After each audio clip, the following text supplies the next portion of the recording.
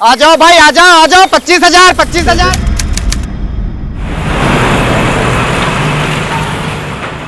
दीदी आपके लिए चॉकलेट। अरे वाह, आज मुझे चॉकलेट दे रही है, क्या बात है। हाँ, मैं अपनी फेवरेट दीदी को चॉकलेट शेयर नहीं करा सकती। बिल्कुल कर सकती है। ये तुम्हारा बैग इतना क्यों भारी है? ट्यूशन वाले सर क्या सब पढ़ाते? नहीं दीदी, वो ना हर सब्जेक्ट की 2-2 बुक्स होती है, इसीलिए। आप कभी स्कूल नहीं गए? ना रे बाबा, मेरे बाबा ने तो कभी हमको स्कूल भेजा ही नहीं। पर क्यों? अब वो तो मेरे बाबा से पूछना पड़ेगा ना क्यों। प्रियंका नहीं, बात देखो, इससे ताकत आएगी। तुम्हारी मुझे नहीं पीना है बेटा। अरे अरे पापा पापा अरे वाओ पापा doll. No no no no, first finish your milk तब डॉल मिलेगी। हाँ चलो पियो। अच्छा चलो लो।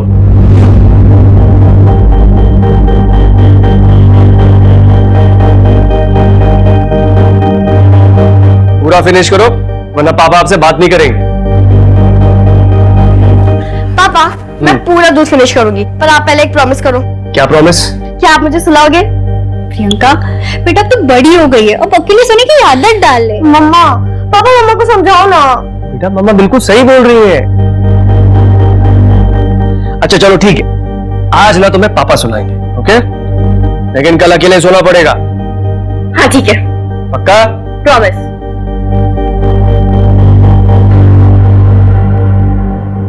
उसके बाद में ना उस राजकुमारी ने डॉक्टर बनके सबका इलाज कर दिया, फिर ना उसकी प्रजा में कभी भी कोई बीमार नहीं पड़ा। सच पापा? फिर तो मैं भी डॉक्टर ही बनूंगी। तुम्हारा जो मन होना वो बनना,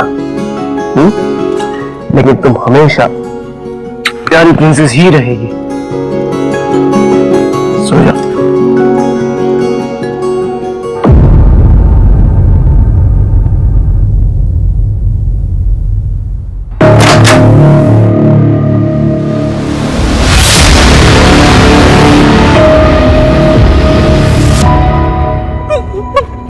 प्रियंका तो कहीं नहीं दिख रही है। रुको ना एक मिनट, यही बोला था कि नेपल्स ले आने को। देखो देखो इसे क्या होगा? हेलो, हाँ मैं 50 लाख लेकर आया हूँ। क्या क्या? एक मिनट। थारे पीछे एक खंडर दिख रहा से? हाँ दिख रहा है। उस खंडर के पास वो पैसे वाला बैग रख। हेलो, हाँ पैसे रख दिए। अब बताओ प्रियंका कहाँ पर है? थारी छोरी थारे घर में है, फोन रख। अबे रख। हेलो, कहाँ है प्रियंका? प्रियंका घर पर है, आओ। चलो।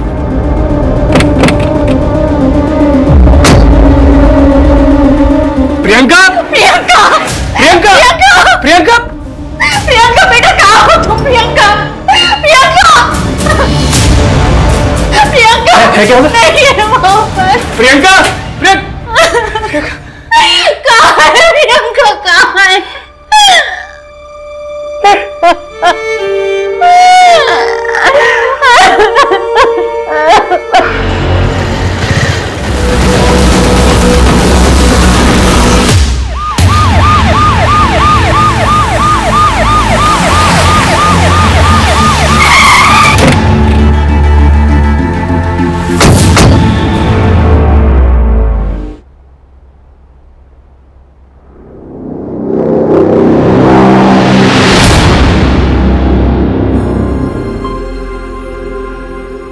सर विक्टिम का नाम संदीप पाटिल है, उसने स्केचेस बनवाए।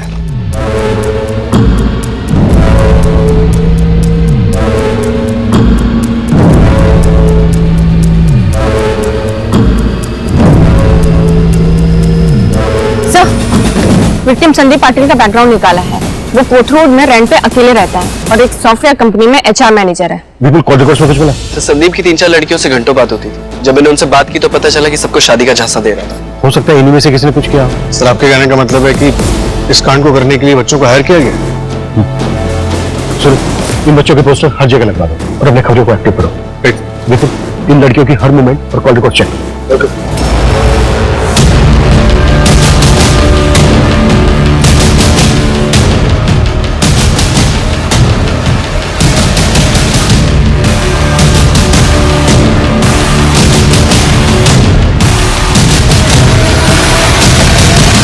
सर ये सभी मार्किंग वाले एरियाज में लूटपाट और अटैक के केसेस रजिस्टर हुए हैं। हो सकता है ये इनके अटैक का एरिया हो। सर इसी एरिया में जगत का बैंकिंग रैकेट भी एक्टिव था। जगत को हमने 2 महीने पहले रेड में अरेस्ट किया था ना? हाँ सर, फिलहाल वो बेल पे बाहर है, मैं फील्डिंग लगाता हूँ। कितने में भैया? 26 रुपए। 25 रुपए से भी ज्यादा? इतना महंगा?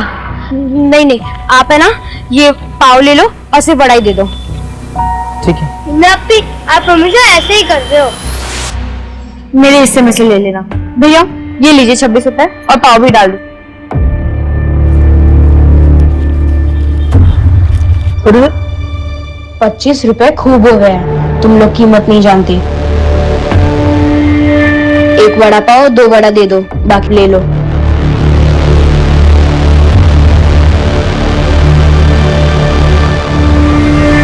इमरान अब तो खुश हो गया ना? हाँ अपी।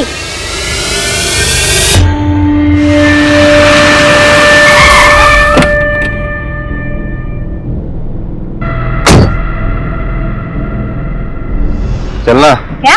पैसा भी देता हूँ, मजा भी देता हूँ। चलना 20 देता हूँ, चलना। चल हलकट, पत्ता मारेगी तेरे को।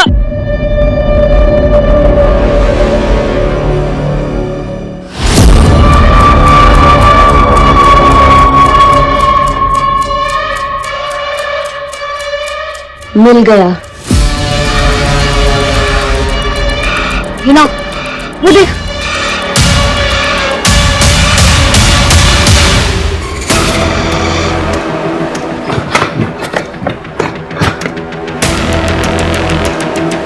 भाग जाते हैं अपे। शहर छोड़ दे, इतने पैसे हैं हमारे पास। अभी तक सिर्फ 23,255 ही हुआ है। इतने में नहीं आएगा 4 लोगों का फ्लाइट का टिकट। और बिना काम करे हम लोग कैसे जा सकते हैं? नहीं अपी, हम पूरा काम करे बिना शहर छोड़ के नहीं जाएंगे, लेकिन हमें कुछ दिनों के लिए ये सब रोकना चाहिए। मन तो लगता है हम सब पकड़े जाएंगे, फिर हम सबको अलग कर देंगे। नहीं अपी, मन ने आप लोगों से अलग ना होना है। इमरान मैं कुछ नहीं होने दूंगी तुम्हें। यहाँ काम खत्म करके हम माँ के पास चले जाएंगे। वो रेशमा मेरी माँ नहीं है, हमारी अम्मी और अब्बू मर गए हैं। हमें एक दूसरे का ध्यान रखना पड़ेगा, और भी बहुत काम बचा है, तुम दोनों को पता है ना।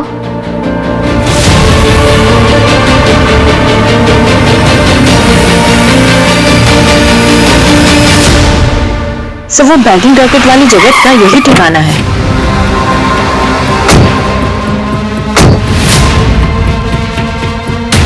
मैंने कुछ नहीं किया, मैंने कुछ नहीं किया। क्या होगा? Manju, yes sir. पहचानते हैं इनको? कौन है?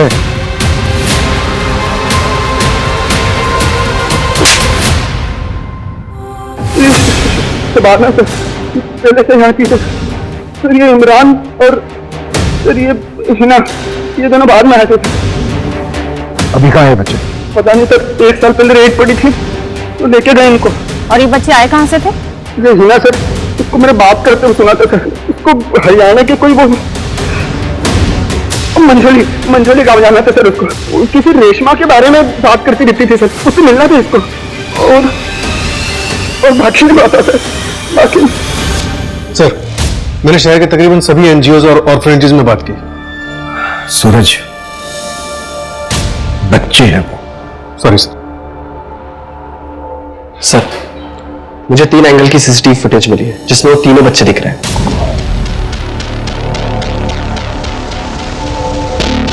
ये देखिए सर। बच्चों में वड़ा पाव के लिए बहस हो गई है। देखो दूसरे एंगल से फुटेज है। हाँ सर, नेक्स्ट वाली वही है।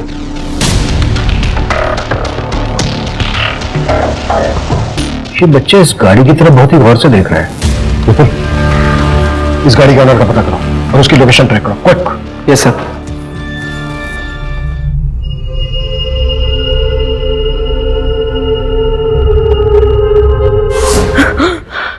क्या हुआ अपी?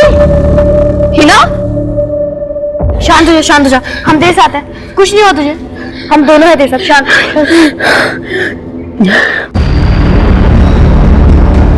खबर पक्की है ना मंजू? सेम बच्चे थे ना? हाँ सर, एकदम पक्की है।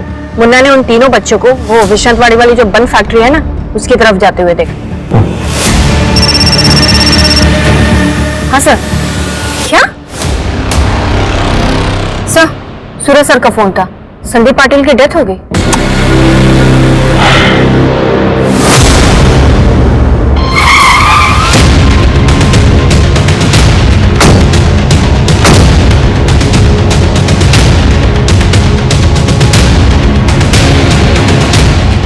पूरा एरिया अच्छे से सर्च करो, कुछ भी छूटा नहीं चाहिए। Okay sir.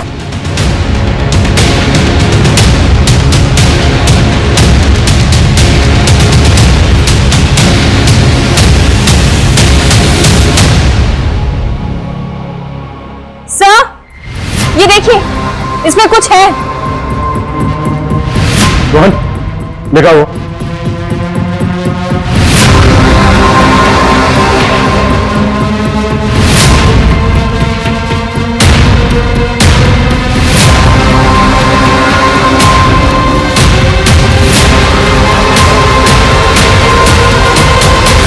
इमरान, पक्का यही रास्ता है ना? हाँ अपी, इतने कांड किए तुमने भरोसा ना हुआ? कड़ी कड़ी जल्दी लेके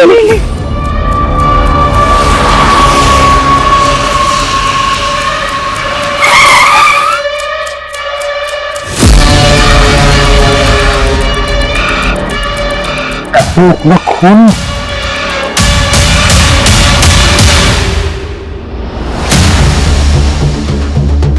एम्बुलेंस? अरे अरे क्या होगा? हीना, भाग! रुको बच्चों! रुको! छोड़ो मुझे! छोड़ो!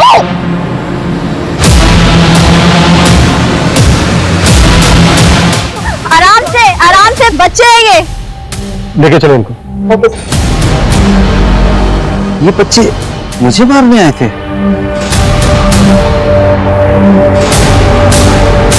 बच्चों कुछ खाओगे, कुछ पियोगे? भूख लगी है? देखो सब है हमारे पास।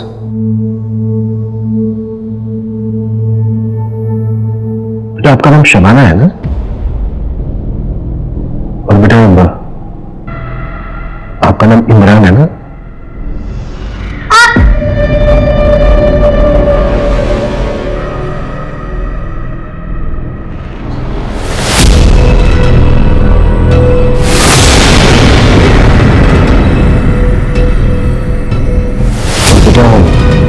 आप हीना हो ना?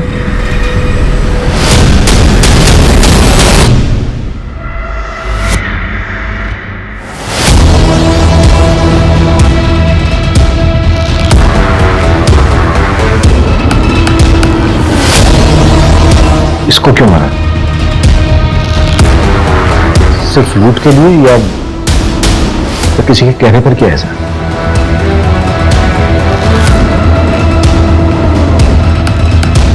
देखो बच्चों, बताना तो पड़ेगा। अगर मुझे नहीं बताओगे ना, ये अंकल है ना, ये अंकल पूछेंगे।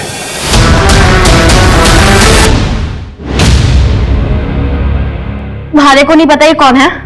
अब हम लोग जा सकते हैं? क्राइम किया बेटा आप लोग, ऐसे कैसे जा सकते हो? और जिस आदमी पे अटैक किया था ना, उसकी हॉस्पिटल में डेथ हो गई है।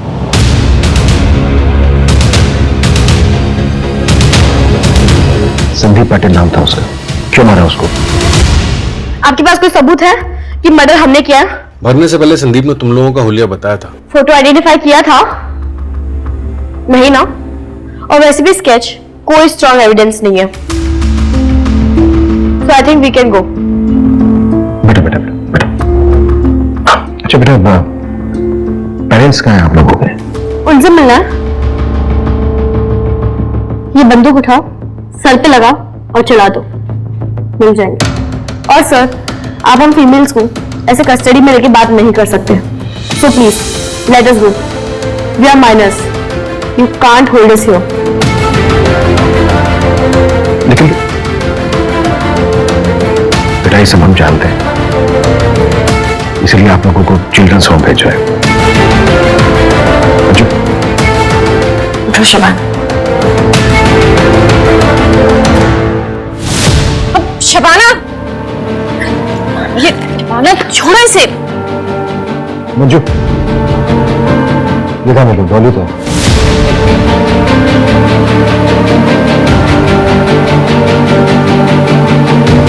मैं बच्चों की बैकग्राउंड पता कर ली होगी, कैसे 12 से 14 साल के बच्चे अपराधी बने।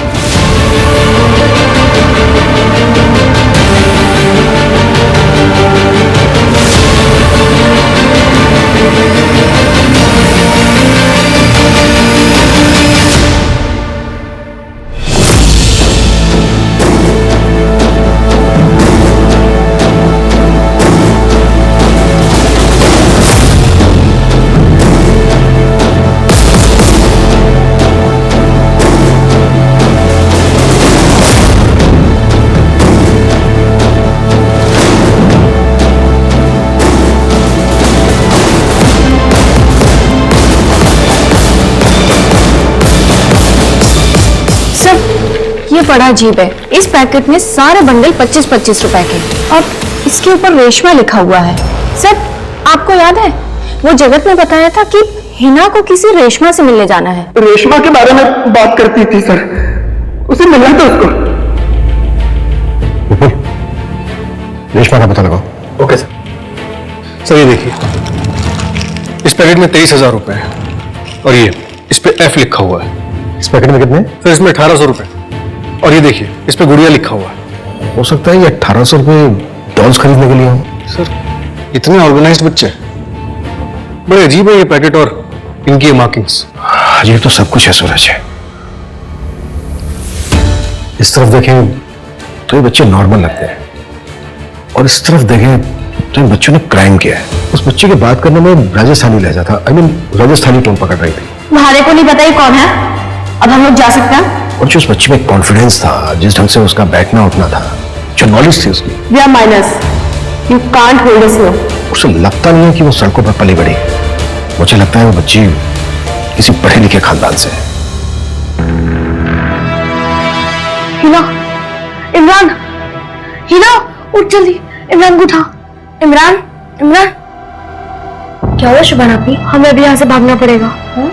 अगर हम यहाँ पे थोड़ी देर और रुके तो हमारा आगे का प्लान फेल हो जाएगा। लेकिन कैसे? विंडो पे ग्रिल नहीं है और बाहर गार्ड बैठा है, शांति से।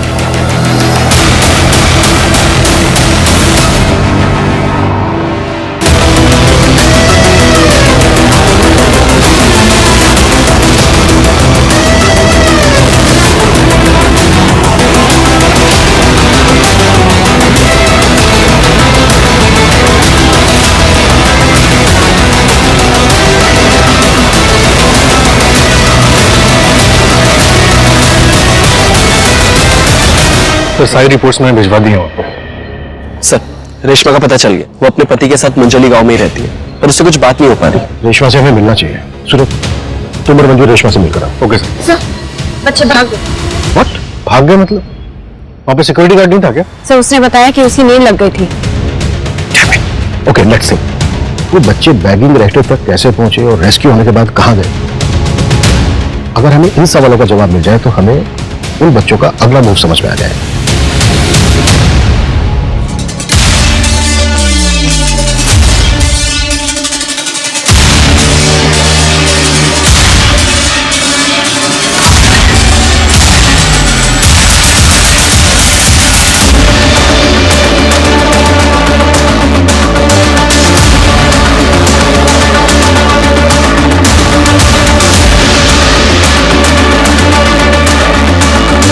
अपनी 7,585 है सिर्फ। ट्राई करके देखते हैं।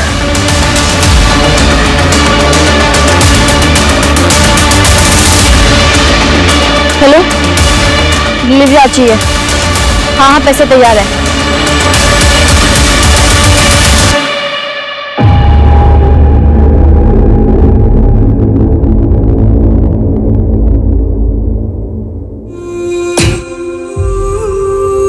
ठीक है, पर फिर मुझे 2 गोली चाहिए।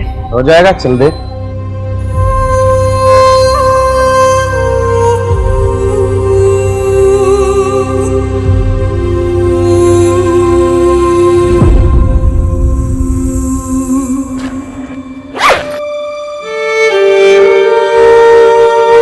चलो।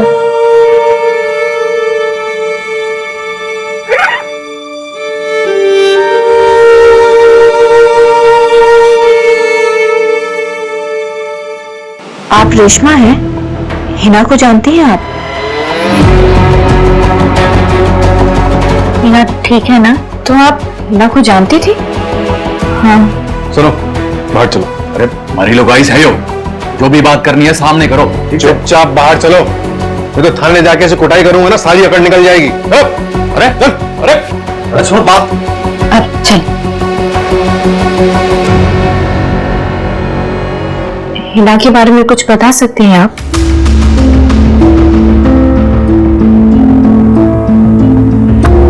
मेरा नाम रेशमा है। और तुम्हारा? डरो मत, नाम बताओ। हिना। कौन से गांव से हो? मेरा गांव जिंद से। कुलदीप की बीवी हो? पता नहीं। आप मेरी मदद कर सकते हो क्या? मुझे यहाँ से भागना है। हिना, यहाँ से कोई नहीं भाग सकता। जो तू यहाँ से निकल गई तो ये लोग तेरे माँ बाप को मार डालेंगे। हम दोनों धीरे धीरे करीब आ गए थे। मैं उसके लिए उसकी माँ और वो मेरा बच्चा। वैसे तो मैं अपने किसी पति को बच्चा नहीं दे पाई। फिर मुझे इनके यहाँ बेच दिया गया। हिना अपने गांव गई होगी, अपने भाई के पास। हाँ, वो अपने भाई के साथ ही है। हिना ने कभी किसी शबाना नाम की लड़की का जिक्र किया था? सर, कोतवाल पुलिस वालों को एक गन सेलर मिला है, गुड्डू नाम है उसका। उसने उन बच्चों को गन सेल की थी। उसके पास वही राजस्थानी वाली गुड़िया थी जो शबाना के पास है। अबे, हमें हिना के बारे में बात करनी है। मर गई हो हमारे लिए। कुलदीप का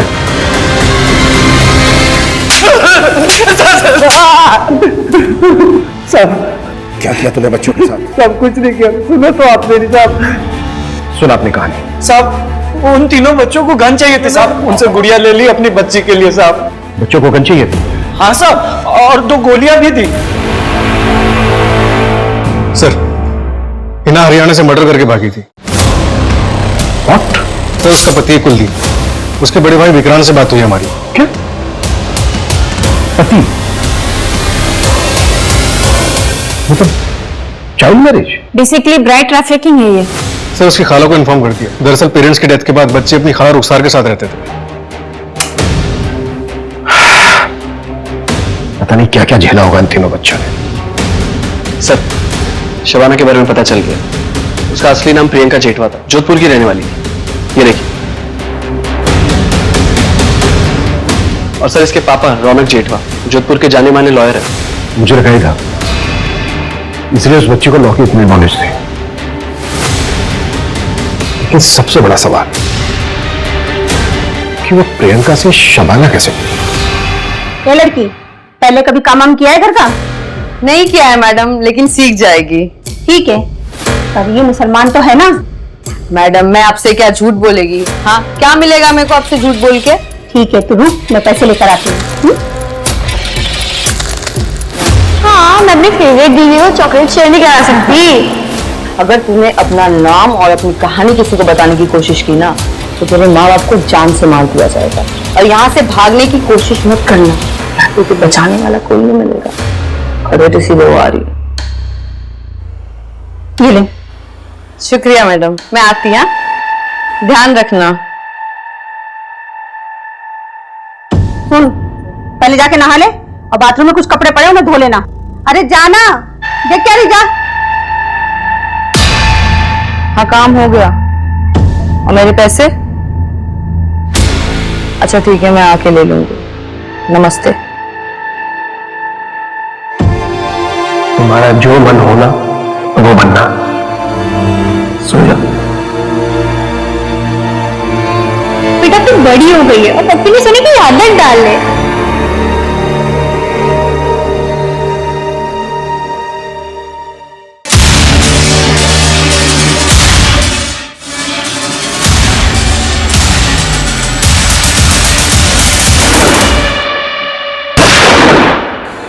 मैडम, मैडम,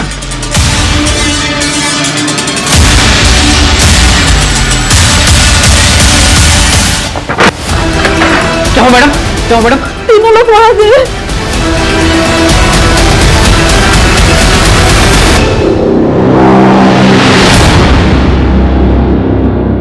हमारी मेट पद्मिनी भी उसी रात गायब थी। तभी भी पुलिस को उसी पर शक गया था। बहुत ढूंढा था उसे, लेकिन कहीं नहीं मिली थी वो। और प्रियंका भी वापस नहीं आई थी सर। प्लीज सर, प्लीज उसे ढूंढ दीजिए सर। पता नहीं कहां पर, किस हाल में होगी वो। देखिए, एक काम है हमारा, आप चिंता मत कीजिए, हम पूरी कोशिश कर रहे हैं। बहुत जल्द आपकी बेटी आपके पास होगी।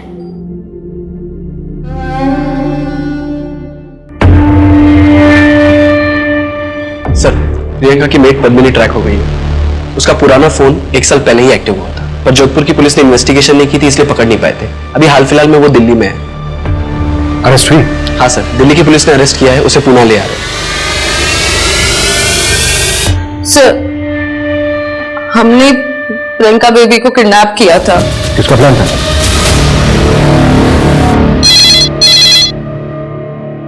हेलो हेलो सर, यहाँ बाल संचित केंद्र में गोलियां चली हैं। क्या? ठीक है, हमारे आइए साहब, गोली चलाने से पहले मैडम के ड्रावर से जितने भी पैसे थे सारे लेके चले गए। कितने पैसे थे? 20,000 रुपए थे, और वो हमारी गुड़िया को भी लेके गए। गुड़िया? हमारी मिंटू की बेटी, जो भी इस दुनिया में नहीं रही, हमारे अनाथालय की सबसे छोटी बच्ची, सिर्फ 6 महीने की है। पता नहीं वो लोग उसके साथ क्या करेंगे।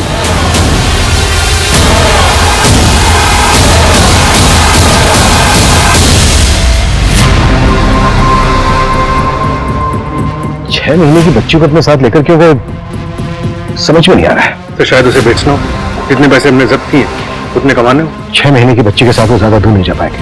सूरज, पूरे शहर में अलर्ट जारी करवाओ, आसपास के इलाके पर नजर रखो। बच्ची को लेकर कोई भी क्लू मिल रहा है, उसकी इन्फॉर्मेशन तुरंत मुझे मिलनी चाहिए। सर, आज ही यहाँ से निकल जाते हैं।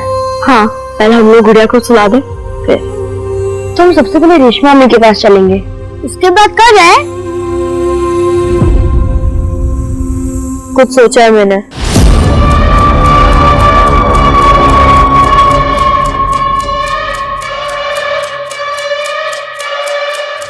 अंकल, वो 4 फ्लाइट की टिकट चाहिए हरियाणा के लिए। मतलब चंडीगढ़ है ना?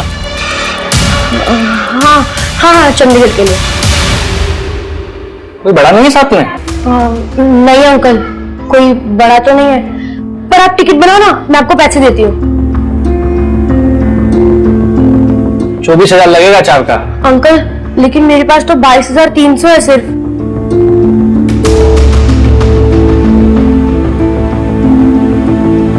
चारों के नाम लिख दो, मैं टिकट बना देता हूँ। हमें पता है आप लोगों के साथ क्या हुआ। हम मदद करना चाहते हैं आपकी, तो यकीन मानो हम सच में मदद करना चाहते हैं।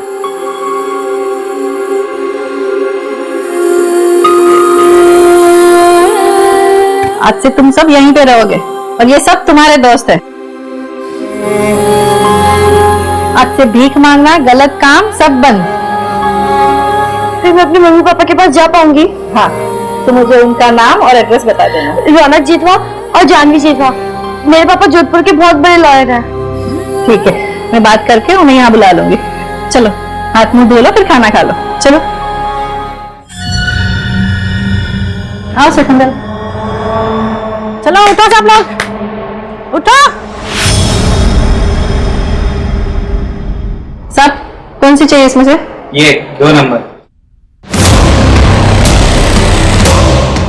सब आपको? ये 4 नंबर। ऑर्फनेज में एक दीदी थी, मीनू दीदी।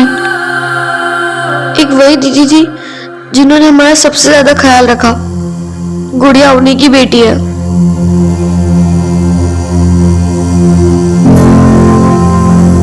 मीनू दीदी तो चली गई, पर जाते जाते उन्होंने गुड़िया की जिम्मेदारी हमें दी। हम गुड़िया को ऑर्फनेज में अकेले छोड़ के नहीं आ सकते थे, वरना वो लोग गुड़िया के साथ भी। इसलिए हम लोग गुड़िया को ऑर्फनेज में लेने गए थे। तुम लोग इसलिए पैसे इकट्ठे कर रहे थे? हमारे को यहाँ पुणे वाली ट्रेन से लाया गया था, फिर जगत के पास भेजा। जो आदमी मुझे दिल्ली से यहाँ ला रहा था, उसने मुझे ट्रेन में चढ़ाने से पहले कहा था कि भागने की कोशिश मत करना। हर स्टेशन पे हमारा एक आदमी खड़ा है। मैं डर गई थी, वो लोग मुझे तो मार देते, साथ ही के साथ मेरे मम्मी पापा को भी मार देते। इसलिए हमने फ्लाइट से जाने का सोचा। हमारे मम्मी पापा मिले सर।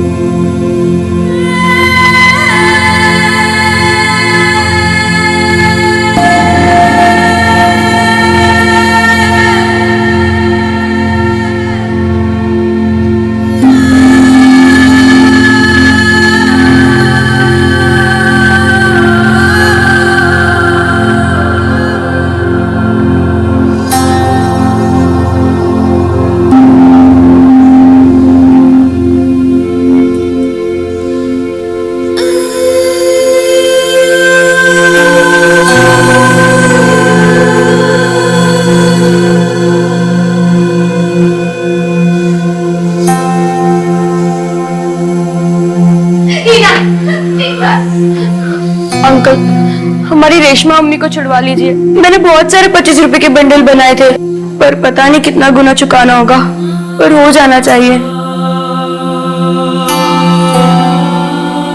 रेशमा, पापा, मम्मी कहाँ है?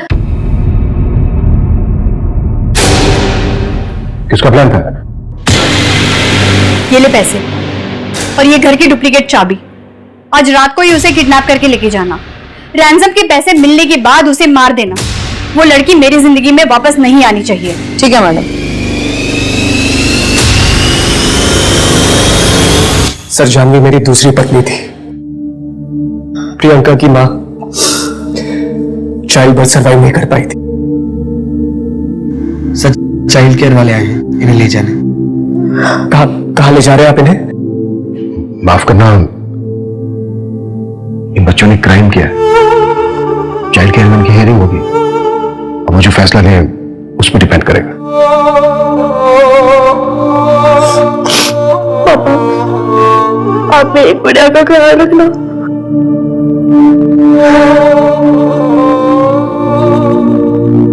पापा, क्या आप तीनों साथ रह सकते हैं? अगर तीनों बच्चे साथ में रहना चाहते हैं तो आप चाइल्ड केयर में अपील कर सकते हैं। ठीक है।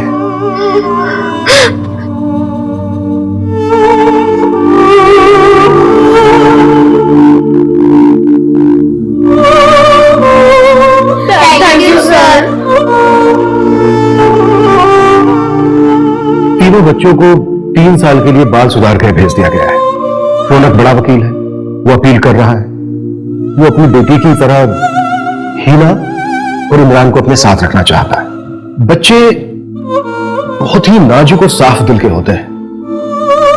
अगर उनको सही शिक्षा मिले तो वो कुरान बन जाते हैं, और गलत शिक्षा और संगत उनको कसाब बना देती। वो उस साफ पानी की तरह होते हैं जिसमें जो रंग घोला जाए वो उसी रंग के बन जाते हैं। इसलिए हम सभी को अपने बच्चों का बहुत अच्छे से ख्याल रखना चाहिए। बच्चे किसके साथ मिल रहे हैं, किसके साथ उठ बैठ रहे हैं, इस पर हमारी नजर होनी चाहिए, क्योंकि इसी पर हमारे बच्चों का भविष्य टिका है। तो मिलते हैं एक और नए केस के साथ। जय हिंद।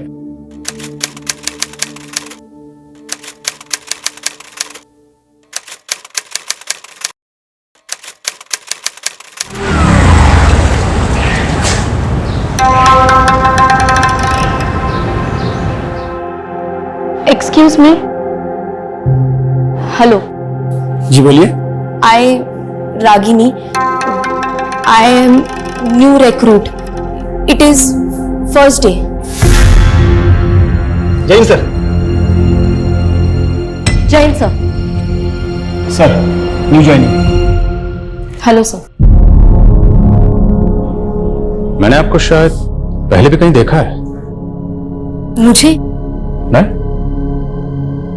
शायद मेरा इल्यूजन होगा, क्योंकि आपका चेहरा मेरे एक पुराने केस की डेड विक्टिम से मिलता है। उसका नाम रागिनी था। रागिनी? सर मेरा भी नाम रागिनी है। सर अगर आप बुरा ना माने तो मैं एक बात पूछूं? ऐसा क्या था इस केस में कि आपको आपके डेड विक्टिम की याद आ गई? ऐसा क्या हुआ था इस केस में? कौन थी ये रागिनी?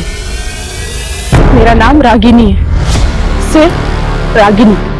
सुन रहे हो ना सुन रहे हो ना? इस रस्सी की धागों की तरह मेरी जिंदगी पे उलझी हुई है। हम जब अपनी काबिलियत के दम पे अपना कद ऊंचा करने की सोचते हैं,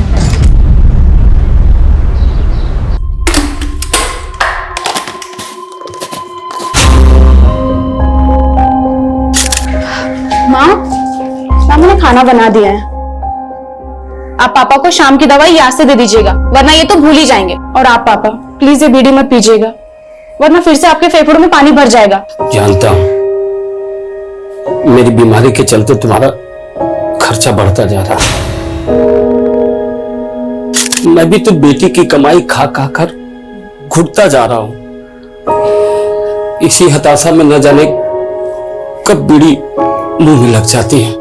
ये कैसी बातें सोचते रहते हैं आप पापा?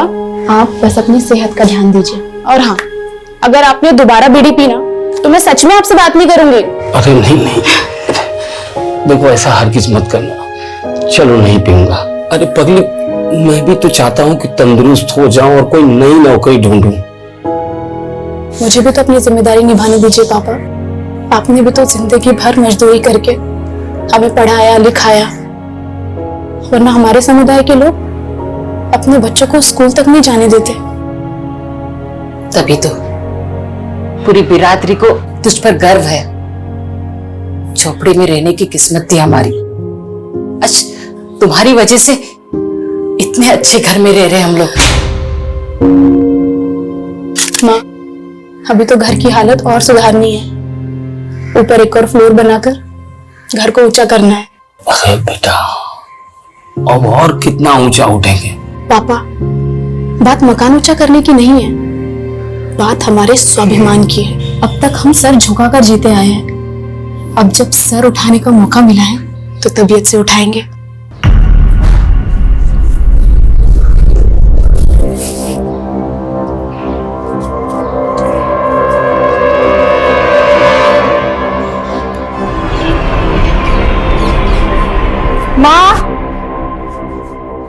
माँ एक कप चाय बना दो प्लीज।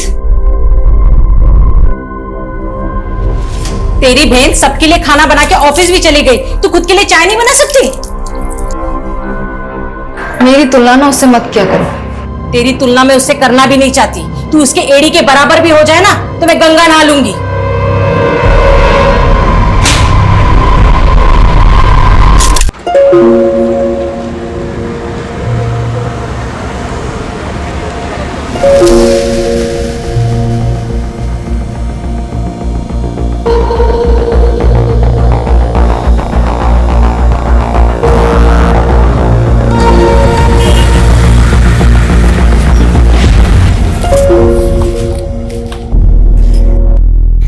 मुझे तो लगा आज तुम बस मिस कर दोगी।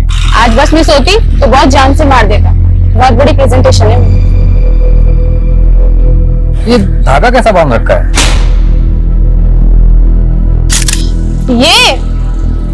ये तो बस ऐसे ही। तू जो मुझे वो हॉरर क्लिप्स भेजना है ना, सपने में भूत आने लगे मेरे, उससे बचने के लिए बांधा है। तू भी इन पर विश्वास करती है? हाथ मत चल, बस आ गई।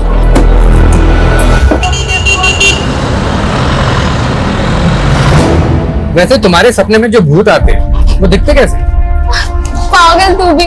छोड़िए सर। अच्छा सुन, जो मैं ऑफिस में प्रेजेंटेशन दिखाने वाली हूँ तो उसे एक बार सुन और अपना फीडबैक दे।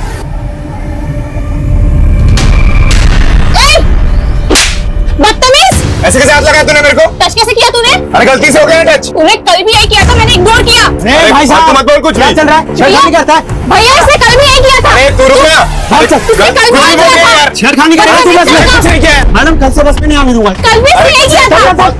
जाने दो रागिनी, उस पर फोकस मत करो, अपनी प्रेजेंटेशन पे ध्यान दो। मैं सिर्फ एक ही टिप देना चाहता था, इंग्लिश उतनी ही बोलना जितनी संभाल पाओ, वरना तुम्हारे टैलेंट में कोई कमी नहीं।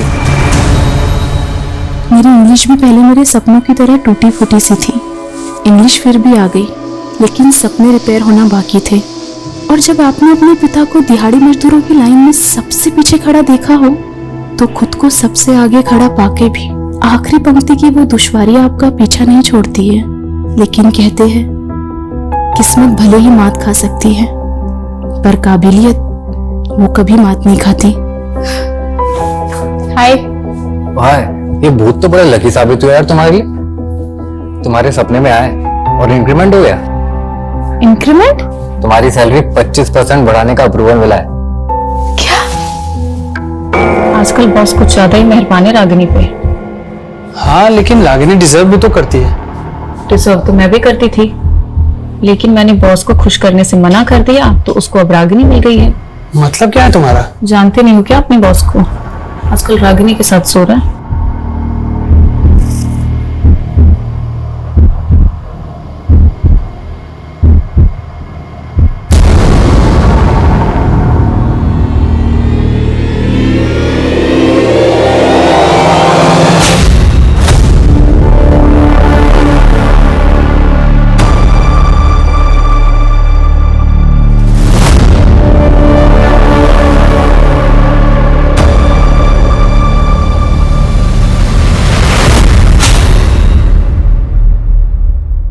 मैडम, वो आपने न्यू बायोमेट्रिक एंट्री वाला फॉर्म भर दिया?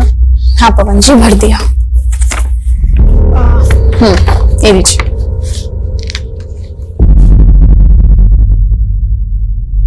अरे मैडम, इसमें तो सरनेम ही नहीं है। मेरा कोई सरनेम नहीं है पवन जी। सरनेम तो सबका होता है, कोई हवा से थोड़ी ना आता है। सब अपने बाप दादा के कुल से ही आते हैं। वैसे आपका कुल क्या है मैडम? पवन जी, फालतू की बातें छोड़िए और जाइए अपना काम करिए।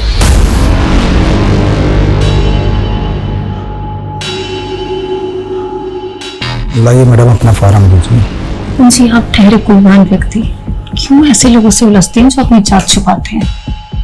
मतलब ये कि रागिनी ठहरी आपसे नीचे वाली, और देखिए आपके पास बन के बैठी है। कभी सोचा नहीं था कि ऐसे नीच लोगों की आवाभगत करनी पड़ेगी। रागिनी, तुमने मुझसे अनजाने में जूठा उठवाया है ना।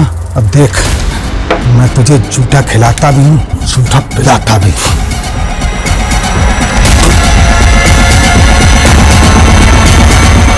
हाँ सॉरी भैया, थोड़ा लेट हो जाएगा, लेकिन मेरे आने से पहले आप ढोल वालों को मत भेजना। आखिर मेरे भतीजे का पुण्य पूजन है, आज तो जम के नाचना है। ओके भैया, बस पहुंच रहा हूँ। अरे अंकल, थोड़ा स्पीड बढ़ाओ ना। अरे बेटा, इस रोड पर स्पीड लिमिट 50 किलोमीटर प्रति घंटा है। थोड़े रूल्स तोड़ भी दोगे तो क्या हो जाएगा? मुझे भी लेट हो रहा है। रूल होता है, क्यों बेचारे पे दबाव डाल रहे हो? रहने दो भाई साहब, टैक्सी चलाते चलाते रोज रोज नई सवारियां, नए नए नखरे, अब तो इनको झेलने की आदत सी पड़ गई है। कब से चला रहे हो टैक्सी? बहुत सालों से चला रहा हूँ भाई साहब, 18-20 घंटे डेली चलाता हूँ। अंकल, बुढ़ापा आ रहा है, इतना काम करोगे ना तो उम्र के पहले ऊपर चले जाओगे। अब काम नहीं करूंगा तो अपने घर वालों की जरूरतें पूरी कैसे करूंगा? और रही बात ऊपर जाने की, तो एक दिन सबको ही जाना है।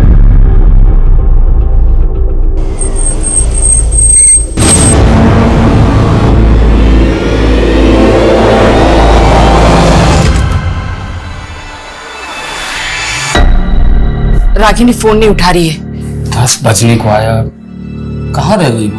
अरे उसके दफ्तर में फोन करो ना। दफ्तर का नंबर तो गीतांजलि के पास है।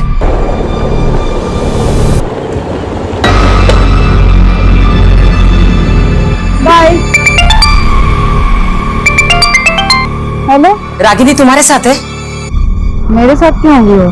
वो दफ्तर से अभी तक घर नहीं आई, एक बार उसके दफ्तर में फोन करके पूछना। ठीक है।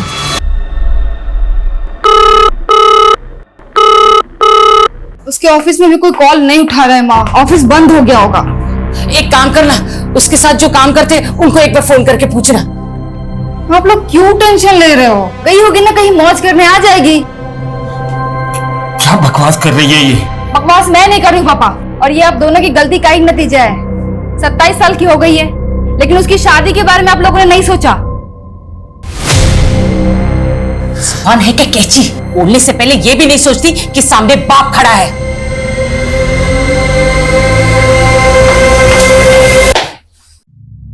ये तो पहले ही हाथ से निकल चुकी है। अब छोटी की सोच। मैं जाता हूं उसे ढूंढने। अरे आप कहाँ जाएंगे? वैसे ही आपकी तबीयत ठीक नहीं रहती। आप रुकिए, मैं जाती हूँ, आप रुकिए। अरे बेटी घर वापस नहीं आए, मैं यूं हाथ में हाथ धरे बैठे नहीं रह सकता। हटो।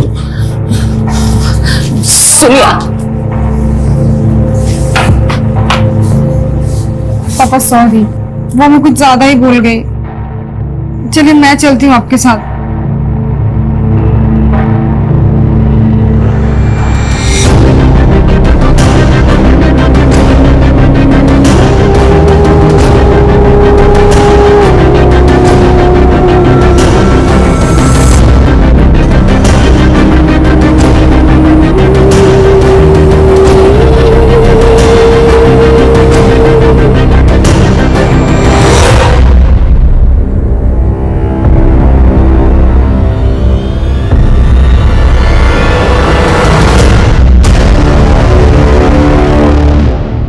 लड़की का शव आज सुबह मिर्दास रोड पे एक पेड़ से लटका पाया गया। सूत्रों के मुताबिक पीड़ित के परिवार ने एक रात पहले ही युवती की गुमशुदगी की रिपोर्ट थाने में दर्ज कराई थी। अब सवाल ये उठ रहा है कि ये मर्डर है या सुसाइड। आपको लगता है कि रागिनी ने सुसाइड नहीं किया, बल्कि किसी ने उसकी हत्या की? ये हत्या ही है साहब। मेरी बेटी ने कभी भी किसी समस्या के सामने घुटने नहीं टेके। किसने की होगी ये हत्या? पता नहीं किसकी नजर लग गई हमें। नजर लग गई? साहब हम लोग भूमिहीन लोग हैं। 3 साल पहले रागिनी की यहाँ नौकरी लगी थी और 1 साल पहले बहुत मेहनत कर उसने बैंक से कर्ज लेकर ये घर बनाया। आप भी देखिए सारे सपने कैसे टूट गए।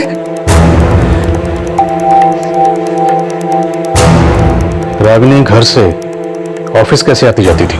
सरगुन पेट से कोई भी सीधी बस नहीं उसके ऑफिस आवा नगर के लिए, इसलिए वो सवारी के टेम्पो से नंदी चौक तक जाती थी और वहां से उसके ऑफिस के लिए सीधी बस मिल जाती थी। रागिनी आवान अगर अपने ऑफिस से बस लेकर पहले नंदी चौक आती थी, फिर यहां से शेयरिंग ट्रांसपोर्ट लेके अपने घर सरगुन पेट। लेकिन हमें रागिनी की लाश मिली मिर्दासपुर सरगुन पेट से 5 किलोमीटर आगे यहां से कट जाता है और हमें रागिनी की लाश यहां 1 किलोमीटर अंदर मिली। और सर इस पूरे रूट पे कहीं भी सीसीटीवी नहीं है। शर्मा, जब सीसीटीवी नहीं थे तब भी केसेस सॉल्व होते थे। इस पूरे रूट को स्कैन करो और यह भी पता करो कि रागिनी अपने ऑफिस से कितने बजे निकली थी। रागिनी मिर्दासपुर क्यों गई? वो वहां खुद अपनी मर्जी से गई या कोई उसे जबरदस्ती लेकर गया? ये सुसाइड है या अबैटमेंट टू सुसाइड या फिर मर्डर?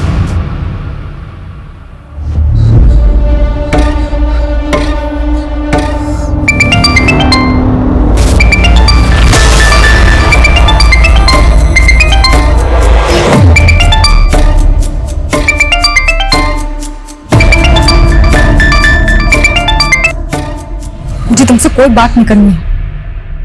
वो फोन कट मत करना। तुम्हें पता है ना मैंने रागिनी के लिए तुम्हें फोन किया। क्यों?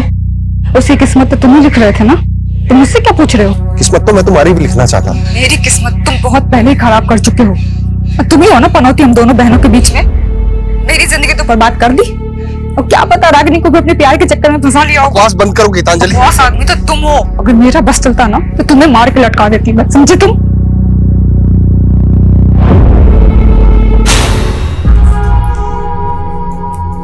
गीतांजलि ये सब क्या है? हाँ, मैंने तुमसे क्या कहा था कि 10,000 रुपए से ज्यादा खर्चा नहीं करना है और तुम 27,000 रुपए उड़ा कर आई हो सब में। 10 लाख में आजकल कहाँ कुछ मिलता है योगेंद्र? जितनी चादर हो ना उतने पैर पसारने चाहिए गीतांजलि। ये इतने महंगे ब्रांड्स के कपड़े खरीदने की क्या जरूरत थी? हाँ, एक तो महंगे के महंगे और ऊपर से ऐसे फटे हुए ऐसे भद्दे कपड़े। तो तुम्हें साड़ी पहनने वाली बीवी चाहिए, ये शादी से पहले बताना चाहिए था ना। लेकिन फैशन के नाम पे अपनी बीवी को ऐसे फटे हुए और भद्दे कपड़े नहीं पहनने दे सकता मैं। तुम्हें पता भी है ऐसे कपड़े पहनने से क्या होता है? दोबारा क्या आता है? गरीबी आती है। अच्छा, जो ऐसे कपड़े मॉडल्स पहनती है ना, उनका जाकर बैंक बैलेंस चेक करो पहले। डकिया मुसी ख्याल वाले से शादी हो गई मेरी। तुम कहना क्या चाहती हो? हाँ, हाथ छोड़ो। अपनी मर्यादाओं में रहो। देखो, हाँ छोड़ो। तुम कहना क्या चाहती हो? छोड़ो, तुम अपनी हद में रहो, ठीक है? दीदी पागल हो गई हो क्या? अपने पति पर ऐसे कौन हाथ उठाता है? और कौन सा पति ऐसे अपनी पत्नी पे हाथ उठाता रहता है? पता भी है तुझे? आज मुझे मौत फिरता रहता है ये। आ गई वकालत करने।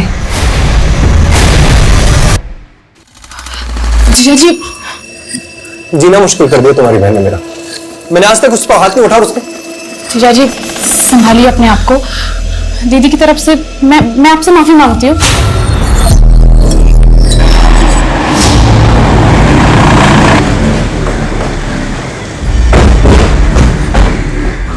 सर मैं मान ही नहीं सकता कि रागिनी सुसाइड कर सकती है।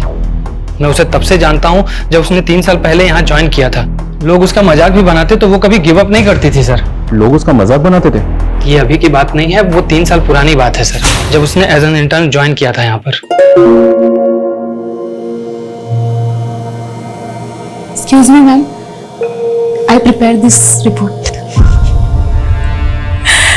आई प्रिपेयर नहीं, I have prepared this report होता है। वो पहले विजिता मैम की असिस्टेंट थी, लेकिन रागिनी ने अपनी लगन से ऐसा काम किया 6 महीने पहले ही विजिता मैम क्या हम सबकी बॉस बन गई। कल ही रागिनी का इंक्रीमेंट हुआ था सर। वो बहुत खुश थी। ऐसा हो ही नहीं सकता कि वो सुसाइड कर ले। क्या कोई ऐसा है जो उसकी तरक्की से जलता था? नो आइडिया सर, लेकिन लगता था वो अपनी पर्सनल लाइफ में थोड़ी डिस्टर्ब थी। तुम उसकी पर्सनल लाइफ के बारे में क्या जानती हो? नॉट मच सर, लेकिन इस बारे में आपको अरविंद काफी कुछ बता सकता है। वो मैडम, रागिनी मैडम और अरविंद सर दोनों साथ में एक ही बस में आते थे और एक ही बस में जाते थे। कुछ शाम भी वो दोनों लोग एक ही साथ वापस गए थे। बस कौन सी थी? बस का नंबर बोलिए। मैडम बस का नंबर तो नहीं मालूम, लेकिन बस रोज शाम को 5 बजे ऑफिस के सामने से निकलती थी।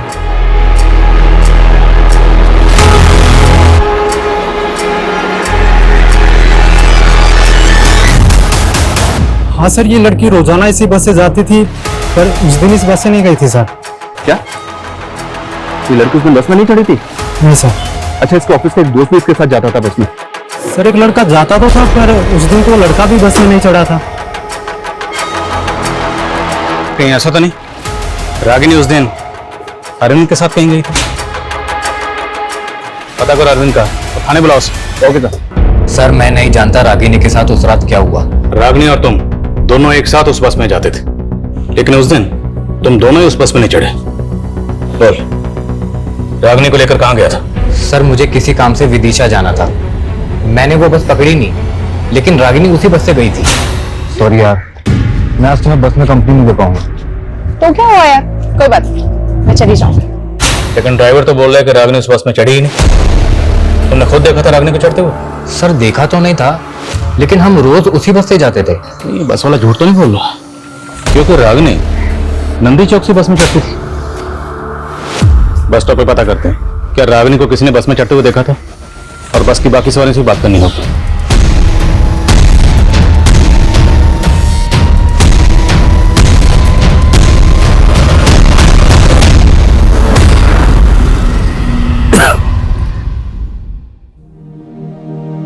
गिन के 4 ही तो लोग हैं हम लोग, और ऊंचा मकान बनाने की क्या जरूरत है?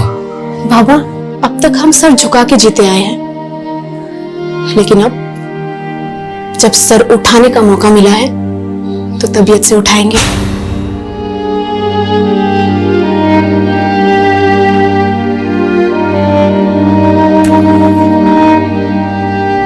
अगर आपने दोबारा बीड़ी पी ना, तो मैं सच में आपसे बात नहीं करूंगी।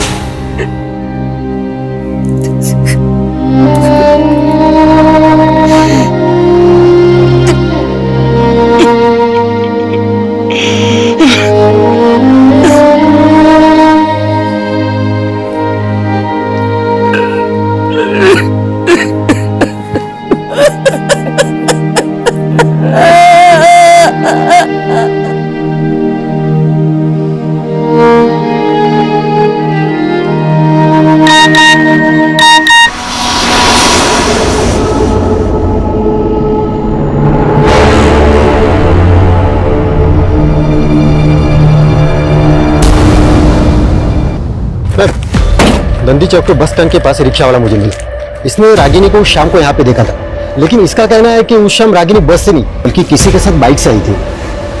क्या देखा था आपने? उस दिन शाम को बाइक से देखा था और एक लड़की के साथ। वो हेलमेट पहना हुआ था। ये लड़का था? ये तो खुद उनके साथ आता था बस से, वो कोई और था। गाड़ी का नंबर मुझे नहीं पता, लेकिन लाल कलर का बाइक था। क्या टाइम हो रहा होगा सर? करीबन 6 या 7 बज रहा था। मैम यहाँ आसपास कोई सीसीटीवी भी नहीं है। अरे कुछ तो होगा, आगे पीछे आसपास कहीं ना कहीं चेक करो। अब आगे एक पेट्रोल पंप है ना जी, वहां जाके चेक करो, हो सकता है उनके सीसीटीवी से पता चले कि रागिनी किस बाइक से आई थी।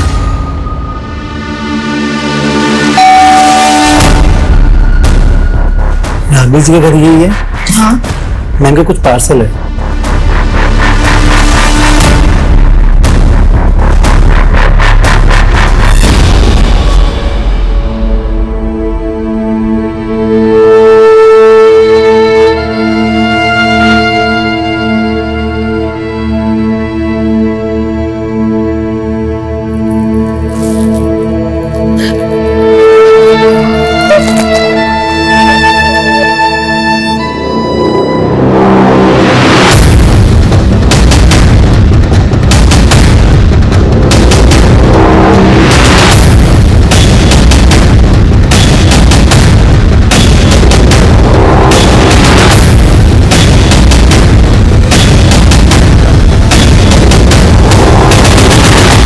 बाइक का तो कुछ पता नहीं चला सर, लेकिन उस शाम को रागिनी नंदी चौक के पेट्रोल पंप के एक सीसीटीवी फुटेज में कैप्चर हुई थी। वो शाम को तकरीबन 7 बजे एक कैब में बैठी दिखी। ये देखिए। किसकी कैब है? अब बिना वक्त गवाए ये बता दे कि लड़की को क्यों मारा। बोल। साहब मैं मानता हूँ वो लड़की मेरी टैक्सी में बैठी थी। ये वो लड़की को लेकर गया कहाँ था? साहब मुझे कुछ नहीं पता, मैं शहर ही टैक्सी चलाता हूँ। कौन कहाँ पे उतरता मैं याद नहीं मुझे। कोई बात, हम याद दिलाएंगे। याद दिला जरा। साहब मुझे याद आ रहा है साहब। सर मैंने उस लड़की को ना मिर्दास रोड पे छोड़ा था साहब।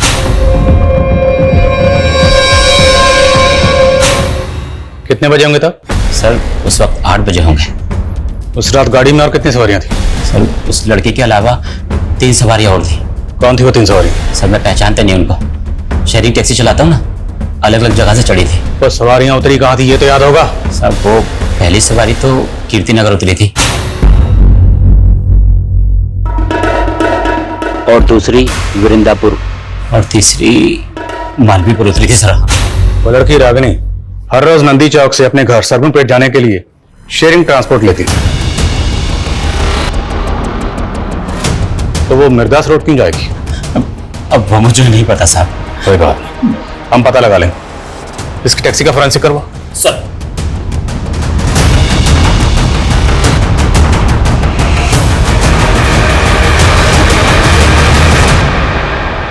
निमिष, तुम्हारी टैक्सी में ई वॉलेट बारकोड है ना? हाँ साहब है। तो पैसेंजर से पेमेंट कैसे लेते हो? ई वॉलेट से या कैश? सर ई वॉलेट से भी और कैश भी, दोनों। उस रात उन तीनों सवारियों ने पेमेंट कैसे की थी? साहब एक सवारी ने तो ऑनलाइन किया था और बाकी ने कैश। ट्रांजैक्शन दिखा और उस लड़की को जहां उतारा था वो लोकेशन दिखा।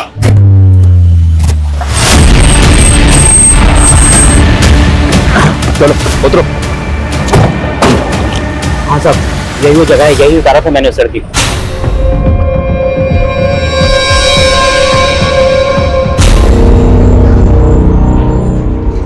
वो जगह यहाँ से 1 किलोमीटर दूर है, यहाँ पर रागिनी की लाश लटकी हुई।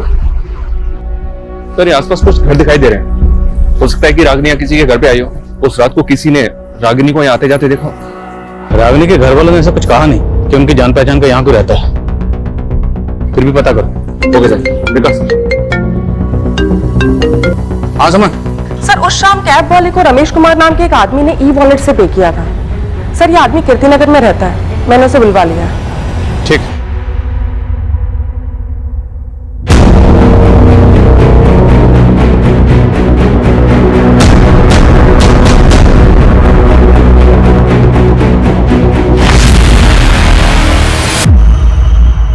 हाँ सर, कल ये कैब में थी, पिछली सीट पे बैठी हुई थी। तुमने इस लड़की के साथ कहाँ तक ट्रैवल किया था? शायद मिर्दास रोड। इस लड़की, तुम्हारे और टैक्सी ड्राइवर के अलावा टैक्सी में और कितने लोग? सर 2 जन और थे। एक अंकल थे, बहुत बुजुर्ग, बार बार खांस रहे थे, और सर एक लड़का था, यंग। कौन थे वो दोनों, जानते हो? नहीं सर, मैं नहीं जानता। वो दोनों एक दूसरे को जानते? सर ऐसा देख के तो नहीं लगा, पर वो लड़का बहुत जल्दी में था सर, उसे किसी फंक्शन में जाने के लिए बोल रहा था। आखिर मेरे भतीजे का पुण्य पूजन है, आज तो जम के नाचना है। कैब ड्राइवर ने बताया कि वो जो लड़का मालवीपुर में उतरा था, उसे वहां किसी कुआं पूजन में जाना था। मालवीपुर में जितने भी बैंक्वेट हॉल, पार्टी हॉल हैं, सब जगह पता करो कि वो कुआं पूजन फंक्शन कहाँ था। शर्मा, किसी भी तरह से उस लड़के को ढूंढो, क्योंकि हो सकता है उस लड़के से हमें पता चले कि उस रात रागिनी के साथ क्या हुआ था। सर, मिर्दासपुर में भी इंक्वायरी चालू है, लेकिन अभी तक कोई भी ऐसा विटनेस नहीं मिला है जिसने रागिनी को उस रात वहां किसी के साथ देखा हो।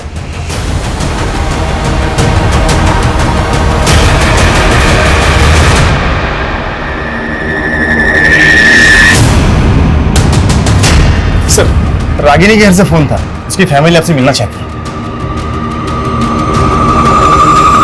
रागिनी ने ऑनलाइन पोर्टल से रस्सी मंगवाई थी जो अब डिलीवर हुई है। जी सर कुछ समझ में नहीं आ रहा है कि उसने ये रस्सी क्यों मंगवाई। असल पिछले 2 महीने में 3 बार वो ये रस्सी ऑर्डर कर चुकी है। ये रस्सी जिस अकाउंट से ऑर्डर की गई थी वो गीतांजलि 123। गीतांजलि सर मेरा ही अकाउंट है, हम दोनों एक ही अकाउंट यूज करते थे।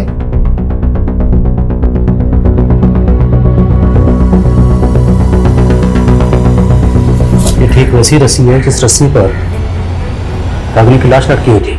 हाँ सर, इसीलिए लगा कि आपको बता देना चाहिए। पर आप तो कह रहे थे कि रागिनी सुसाइड नहीं कर सकती, जबकि आपकी बेटी कह रही है कि रागिनी पिछले 2 महीने से ऐसी रस्सी मंगवा रही थी। तो क्या रागिनी 2 महीने से सुसाइड के बारे में सोच रही थी?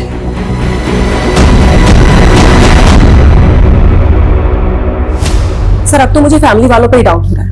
कहीं ऐसा तो नहीं कि उन्हें पता हो रागिनी ने किस वजह से सुसाइड किया है और वो हमें गोल गोल घुमा रहे हैं। अगर घर वाले वाकई कुछ छुपा रहे हैं तो फिर इस केस की कहानी कुछ और है। क्या ऐसा हो सकता है सर कि रागिनी के घर वाले पिछले 2 महीने से रागिनी को मारने की प्लानिंग कर रहे थे? ऑनलाइन रस्सी मंगाना उनकी प्लानिंग का हिस्सा है। सर रस्सी उसकी बड़ी बहन के अकाउंट से मंगाई गई है। ऐसा हो सकता है कि घर पे उसका मर्डर किया गया और लाश ले जाकर बाहर लटका दी ताकि वो लोग ना फंसे। और सर हमें मर्डर और सुसाइड में उलझा रहे हैं। उस घर का पूरा खर्चा सिर्फ और सिर्फ रागिनी के पैसे से चलता था। अब सवाल यह है कि वो सोने के अंडे देने वाली मुर्गी को क्यों मारेंगे? शायद ऑनर किलिंग वाला एंगल हो सकता है कि रागिनी को कोई ऐसा लड़का पसंद आ गया हो जिसे उसके घर वाले ना पसंद करते। देखो, अरविंद रागिनी के काफी क्लोज था, पर वो ये नहीं मान रहा कि उसका रागिनी के साथ अफेयर भी था। तो क्या ये मुमकिन है कि रागिनी किसी और लड़के को मिलने के लिए मिर्दासपुर गई? लेकिन सर मिर्दासपुर में कुछ नहीं मिल रहा है। रागिनी के सोशल मीडिया अकाउंट्स चेक करो, क्योंकि इस रस्सी ने इस केस को और भी उलझा दिया है। लेकिन रागिनी की मौत का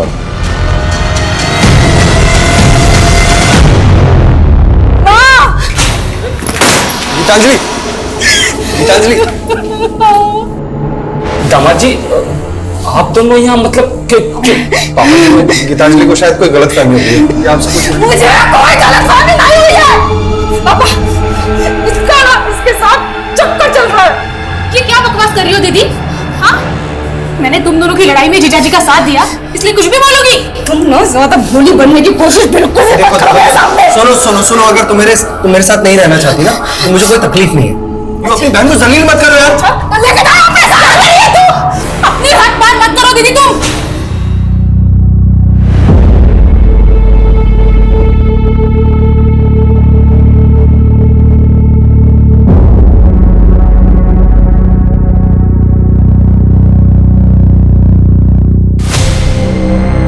गीतांजलि, कहीं तू हमसे कुछ छुपा तो नहीं रही है ना?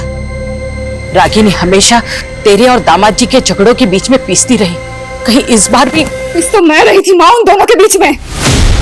और अगर आपको अपनी इज्जत की परवाह नहीं है ना तो जाके पुलिस को बता दीजिए उसका चक्कर चल रहा था मेरे पति के साथ। मैं भी यही चाहती हूँ कि पुलिस उसको उठा के लेके जाए, उसको भी कूटे।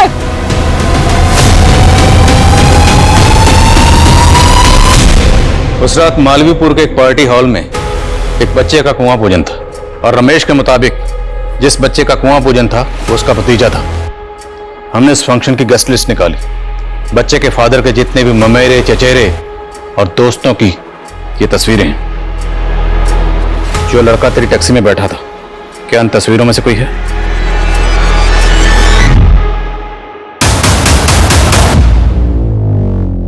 सर, वो लड़की मालवीपुर के पहले ही कहीं उतर गई थी। कहाँ उतरी थी, जगह का नाम बोल। शायद मिर्दासपुर सर। इस रात तेरे, टैक्सी ड्राइवर और इस लड़की के अलावा टैक्सी में कोई और भी था? सर 2 लोग और थे। कौन थे, जानता है? जी नहीं सर। विनय, रमेश और कैब ड्राइवर निमेश, इन तीनों की स्टेटमेंट सेम है। मैंने चेक भी किया सर, ये तीनों वाकई में एक दूसरे को नहीं जानते। हो सकता है तीनों सच बोल रहे हैं। इन तीनों के अलावा उस रात कैब में एक बंदा और था जो वृंदा पर उतरा था। वो बंदा कौन था, उसका बयान लेना भी जरूरी है। उसका स्केच बनवाओ इन तीनों से। Okay sir. सर उस शाम रागिनी की गली जुलत का नंबर नंदी चौक में एक्टिव था और सर उसके पास बिल्कुल उसी मॉडल की बाइक है जिसके बारे में चाय वाले ने जिक्र किया था। वो मैंने उसको लिफ्ट दी थी सर, लेकिन मैंने उसको नंदी चौक उतार दिया था। वही तो पूछ रहा हूं, पहले क्यों नहीं बताया? प्लान क्या था? कैसा प्लान सर? आप बेकार में शक कर रहे हैं मुझ पर। मैं तो खुद गिल्ट में हूं कि मैंने उस दिन उसको घर तक नहीं छोड़ा। ये इमोशनल ड्रामा बंद कर, सच बोल। मैं सच कह रहा हूं सर, मैं उसको घर तक ड्रॉप करता तो मुझे अपने घर जाने के लिए 15 किलोमीटर वापस आना पड़ता। इसलिए रागिनी ने ही मुझसे कहा कि मैं उसे नंदी चौक उतार दूं, वो शेयरिंग कैब ले लेगी। ठीक है, जाओ। सुनो, कहीं गायब होने की मत सोचना, वरना बहुत पछताओगे। ये पक्का कुछ छुपा रहा है। इसकी उस रात की एक एक एक्टिविटी पता करो। Okay sir.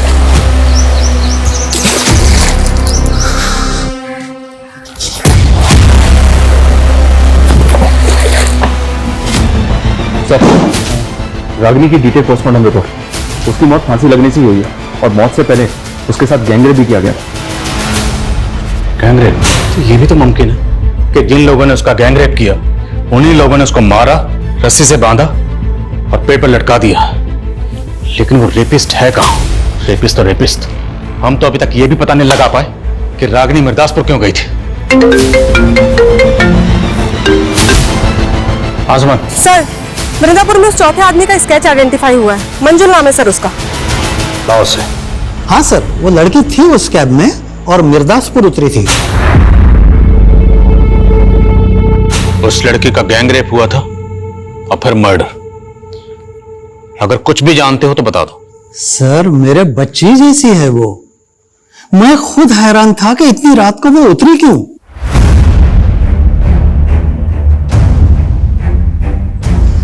बेटा सुनो। हाँ बेटा, इतने दिनों से मैं यहाँ इतनी पुलिस आते हुए देख रही हूँ, बात क्या है? अरे लड़की की आत्महत्या की ना, उसकी इंक्वायरी चल रही है। पर वो तो 1 किलोमीटर दूर हुई थी, फिर पुलिस यहाँ क्यों पूछ रही है? सर मैंने रागिनी का सोशल मीडिया अकाउंट चेक किया। सर गौर करने वाली बात यह है, जिस दिन उसका रेप हुआ है उस दिन उसने इस योगेंद्र नाम के आदमी को बर्थडे विश किया है। कहीं ऐसा तो नहीं कि रागिनी को ये बर्थडे पार्टी अटेंड करनी थी इसलिए वो मिर्दासपुर उतरी? लेकिन सर ये सरकपुर में रहता है। हो सकता है इसने रागिनी को पिक किया वहां से। सर हैरानी की बात तो यही है, ये योगेंद्र रागिनी की बड़ी बहन गीतांजलि का हस्बैंड है और गीतांजलि और इसका डिवोर्स होने वाला है। क्या हुआ? योगेंद्र का नाम सुनकर आप लोग चुप क्यों हो गए? सर ये लोग कुछ नहीं बोलेंगे उसके बारे में। मतलब कहना क्या चाहती हैं आप? सर वो मुझे डिवोर्स देके मेरी बहन रागिनी से शादी करना चाहता था। रागिनी भी उससे शादी करना चाहती थी? सर रागिनी तो उसके सामने मुझे ही गलत समझती थी, कभी उसकी असली इंटेंशन नहीं समझ पाई। सर 1 नंबर का वाहियात आदमी है वो। मुझसे पहले उसने एक जानवर से भी शादी की थी सर। जानवर? दिमाग खिसका हुआ है सर उसका। कहता है कि उसकी कुंडली में ना 2-2 शादियों का योग है। पहले उस जानवर से शादी की, फिर मुझसे, और मेरे बाद अब मेरी बहन को फुसला रहा था। सर मैं कुंडली में विश्वास करता हूँ और सच में सर मेरी कुंडली में 2 शादियों का योग लिखा हुआ था। तेरा राहु के तो सब बिगाड़ दूंगा, समझा? बोल, किस किस के साथ मिलकर रागिनी का गैंगरेप किया? सर कैसी बातें कर रहे हैं सर आप? मैं ऐसे चरित्र का आदमी नहीं हूँ सर। और रागिनी तो खुद जानती थी अपनी बहन के बारे में। अब रागिनी तो रही नहीं और तेरी कथा सुनने में हमें कोई दिलचस्पी नहीं, समझे? टाइम वेस्ट मत कर, बोल। सर मैं सच कह रहा हूँ सर, मैंने ऐसा कुछ भी नहीं किया सर। और सर उल्टा मुझे तो ऐसा महसूस होता है कि गीतांजलि ने अपनी छोटी बहन को कत्ल करवा दिया सर। अच्छा, तो अपनी सगी बहन को क्यों मरवाएगी? सर 15 लाख रुपए मांग रही थी मुझसे एलएमवी के लिए। और रागिनी मेरे साथ खड़ी थी। वो अपनी बहन के खिलाफ कोर्ट में गवाही देने वाली थी और सर मुझे यकीन है गीतांजलि ने अपनी बहन को पैसों की वजह से मरवाया।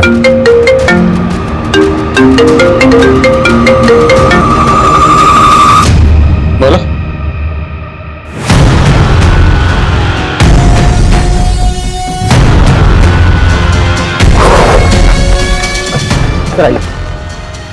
सर ये उस रात के बारे में आपको कुछ बताना चाहूंगा। अरे साहब, मैं रोज यहाँ इतनी पुलिस आते हुए देखती हूँ, लेकिन मुझसे पूछा ही नहीं किसी ने कि क्या बात है, तो मैं पहले ही बता देती ना। बात यह है कि हम एक लड़की को ढूंढ रहे हैं। ये वो लड़की, क्या आपने? अरे साहब, मैं यहाँ रोज रात को कुत्तों को बिस्किट खिलाने आती हूँ। आपने 15 तारीख को इस लड़की को यहाँ देखा? देखा तो नहीं साहब, पर एक लड़की की चीखों की आवाज सुनी थी, वो उस तरफ से आ रही थी। तो जिधर से आवाजें आ रही थी आपने वहां जाके देखा? ना बाबा ना, वहाँ इतना अंधेरा है, मैं तो डर गई। तो आपने इस लड़की को नहीं देखा? नहीं देखा साहब, खाली आवाज सुनी थी। लेकिन इन्होंने जिस डायरेक्शन से लड़की की चीखने की आवाज सुनी थी, टैक्सी ड्राइवर ने रागिनी को उधर उतारा था। सर ये भी तो हो सकता है कि उसे अकेला देखकर किसी ने किडनैप कर लिया हो, फिर रेप करके मार दिया हो। मुमकिन है। इस एरिया के जितने भी उठाई गिरे शराबी जुआरी हैं, सबको लाइन अप करो। Okay sir.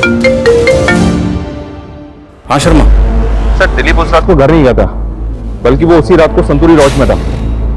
ये लॉज तो क्राइम सीन से महज 3-4 किलोमीटर दूर है। और एक बात सर, दिलीप के साथ रागिनी की बड़ी बहन गीतांजलि भी थी। बुलाओ दोनों को। तुम दोनों 9:30 बजे तक लॉज में थे, तो 10 बजे रागिनी का मर्डर हुआ। क्या प्लानिंग चल रही थी? एक्चुअली सर, हमारा अफेयर चल रहा था, इसलिए हम आपको सच नहीं बता पाए। तू 2 बार पहले भी झूठ बोल चुका, अब अगर झूठ बोला ना तो उल्टा लटकाऊंगा, समझे? बोलो।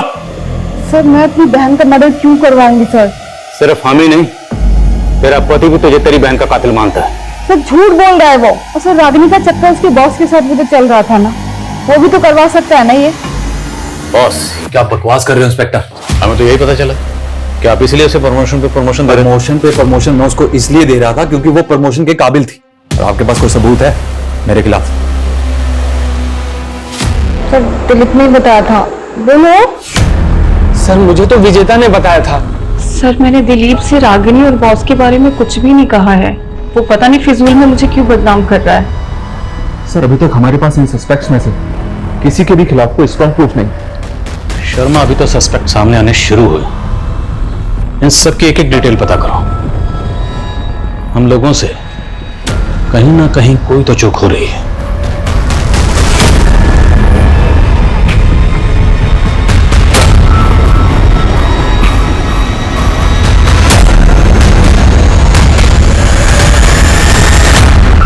रागिनी, तुम्हारी कुंडली देखकर तो ऐसा लगता है कि तुम कोई ना कोई बड़ा मिरेकल करने वाली हो, लेकिन एक दोष है और वही तुम्हारी समस्याओं का कारण है। कैसा दोष? बड़ा भारी दोष। सर हमने इन तीनों की बारीक से बारीक डिटेल निकाली है। निमेश के बारे में कुछ बातें पता चली है। कैसी बात है? ये वर्कहोलिक है सर, 3-3 शिफ्ट में टैक्सी चलाता था, लेकिन उस रात के बाद से ना तो इसने टैक्सी चलाई है और ना ही अपने मोहल्ले के बाहर निकला है। डरा हुआ है क्या? पता नहीं सर, पर ये रमेश, ये भी ऑफिस नहीं गया था और ना ही विनय कॉलेज। ये तीनों के तीनों एक ही बयान दे रहे हैं। अब ये सच बोल रहे हैं या झूठ, ये पता लगाने का वक्त आ गया। साहब मैंने कुछ नहीं किया, मेरी तबीयत खराब थी साहब। दिमाग खराब मत कर, तेरी टांगे तोड़ दूंगा, समझे? रमेश, मंजुल और विनय सब बोल चुके हैं, अब तू बोल।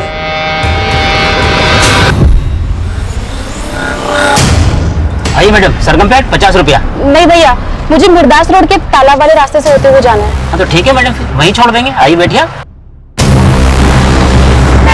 मैंने कुछ नहीं किया साहब।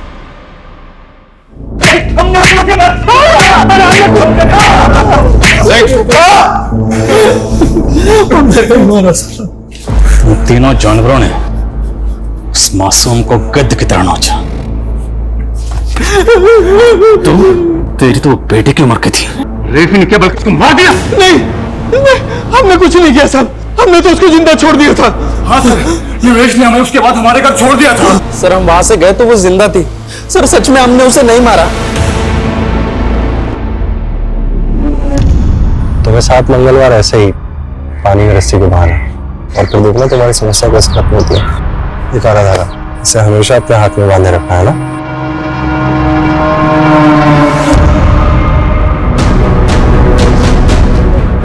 बोल, सबसे आखिर में तूने मंजुल को 11 बजे वृंदापुर छोड़ा था, उसके बाद तेरी टैक्सी खाली थी, लेकिन फिर भी तू घर नहीं गया। घर गया सुबह, कहां था रात पर? बोल बोल, वरना रेप और मर्डर के चार्जेस लगाऊंगा तुझ पर। नहीं साहब, नहीं साहब, मैंने पहले रेप नहीं किया, पर वो लड़की मेरे दिमाग में बार बार घूम रही थी। मैंने पहले उन तीनों को घर छोड़ा, फिर मैं वहां गया था साहब। सर एक मिनट।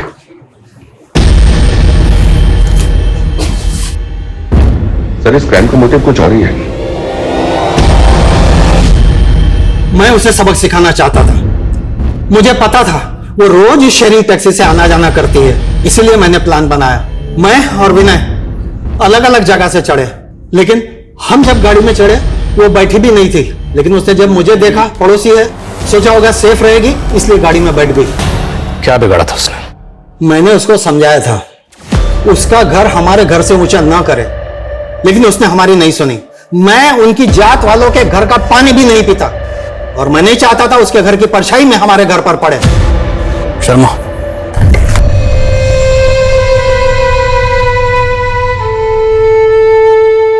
सर मैंने सुना है कि छोटे गांव कस्बों में लोग भेदभाव के चलते हुए बड़े बड़े गुनाह करते हैं, लेकिन रागिनी के साथ जो हुआ बहुत ही दर्दनाक था। वो लोग रागिनी को छोटा समझते थे। दरअसल छोटी रागिनी नहीं, छोटे थे वो लोग, उनकी सोच, जिन्होंने रागिनी को सिर्फ इसलिए मार दिया ताकि रागिनी के घर की परछाई उनके घर पर ना पड़े। सिर्फ इसलिए एक मासूम की जान ले ली उन लोगों ने, जबकि उनकी खुद की परछाई उनसे शर्म खाती हो। जो लोग दूसरों को भेदभाव की नजर से देखते हैं, दरअसल समाज में वो विकृति पैदा करते हैं, और ऐसे ही लोग देश में अराजकता का माहौल पैदा करते हैं।